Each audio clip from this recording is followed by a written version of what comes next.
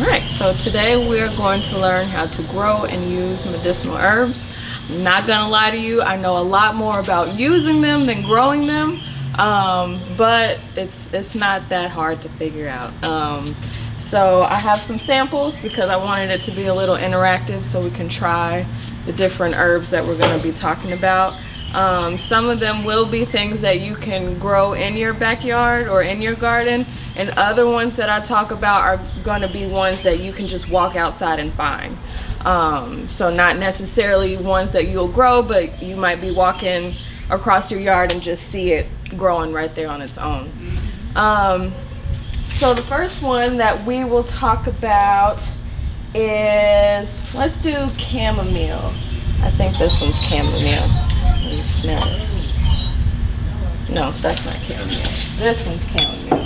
Okay, so for growing chamomile, the seeds are really small.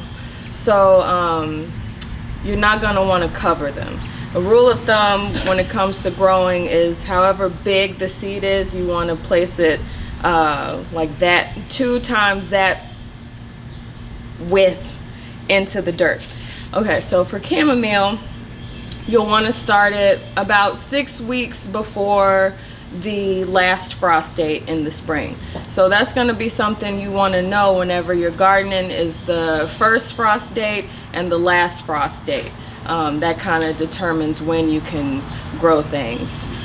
So you'll want to plant that 6 weeks before the last frost date. So usually that'll be, for here, the last frost date I think is around April 20th, maybe, I want to say. So you'll want to start your seeds in March. And what you'll do is you'll get your seeds, get your soil, and then you're just going to want to sprinkle the seeds on top very lightly. And you're not going to cover it because the seeds are really, really tiny. And you can kind of press the seeds into the soil, water it, keep it nice and moist. And then once they start to sprout, you can transplant it out into your garden. Chamomile likes to be in a sunny spot. You don't want it to be sunny to partial shade will do. You don't want it to be overly sunny just because the heat from the sun can kind of damage the flowers a little bit, but it's pretty resilient. It's drought tolerant, so it can handle not being watered all the time. It can handle a little bit more heat, so it's pretty well adapted for the Memphis summers, but you'll still want to water it. And yeah, it'll produce like these really pretty flowers. It has like a little yellow center and then little white petals. It's really pretty and delicate. As far as the medicinal uses for chamomile, it's going to be very calming.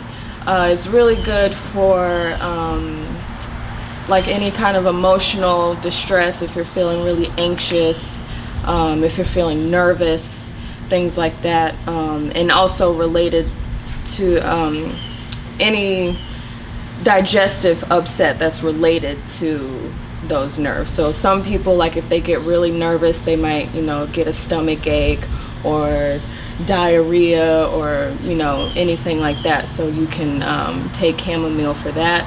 It's also really, with it being very calming, it's nice to have before bed to help you wind down and kind of relax.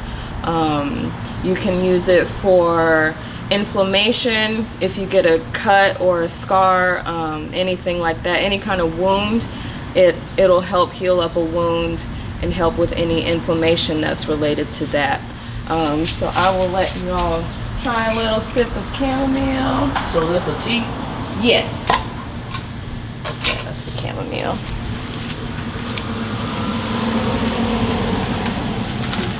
Just a little taste.